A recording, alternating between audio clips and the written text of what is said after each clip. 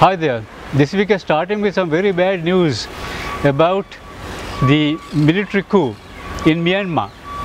State councillor and de facto leader of the country, Aung San Suu Kyi, is effectively detained along with key members of a government. The coup happened on Monday and was not unexpected after Suu Kyi's party won a landslide victory in elections last November. The military alleged electoral fraud. They were bad losers, and now the people of Myanmar have lost even the minuscule freedoms they have gained over the past decade, when civilian rule was finally restored after more than 50 years of military rule. This couldn't have happened at a worse time in Myanmar, when thousands and thousands are unemployed due to COVID-19. The apparel industry employed thousands of people, but as there are no more orders forthcoming from Europe, they are now out of work, and some of the women are said to be taking to prostitution in the streets in order to feed themselves and their families. Against such a stark background comes this military coup. Though her party won a landslide victory way back in 2015, Suu Kyi was not able to carry out the economic reforms the country direly needed. She was not able to do this because the military kept a powerful hand in the country's politics. The constitution guaranteed them 25% of the seats in the state assembly or parliament.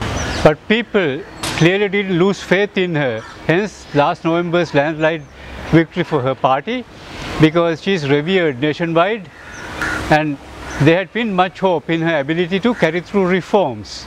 But now all that hope is gone.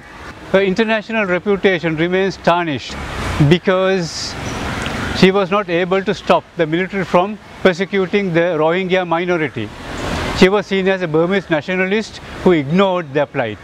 But to my thinking, I think she had her hands tied.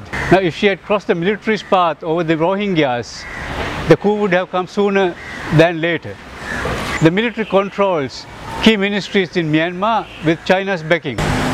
What people in the West can't understand is how people in Asia live in fear of losing their democratic rights. There are many who do not sleep on safe beds. This is true not just of Myanmar but also of parts of India, Pakistan, Sri Lanka at certain times, though things are quiet at the moment. There are many people who fear the worst. People live with these fears, and this is what people in the West, neither the general public nor the politicians, can understand.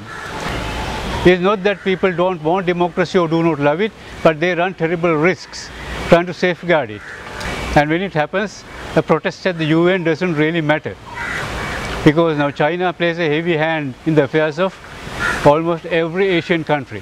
Aung San Suu Kyi is very popular in Myanmar because people remember the sacrifices she made during long decades of opposition. She was detained, she was under house arrest. She could not even attend the funeral of her British husband, and her father, General Aung San, is a national hero who gained independence for the country when there was a bitter struggle for power in Myanmar, or as Burma as it was called then, between the colonial power Britain and the invading power Japan.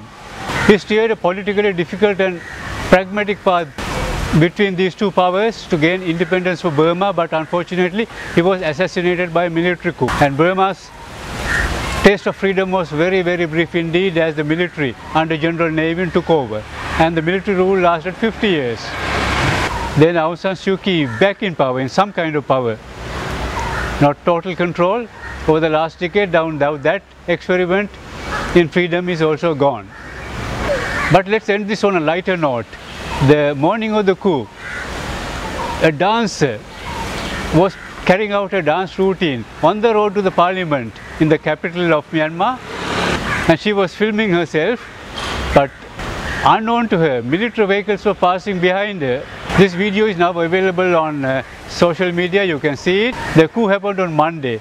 On Tuesday early morning at 3 o'clock she posted another FB post and said that she had been practicing this routine for 11 months at the same spot, and she was enjoying it every day. And it's not a fake video, it's a genuine video.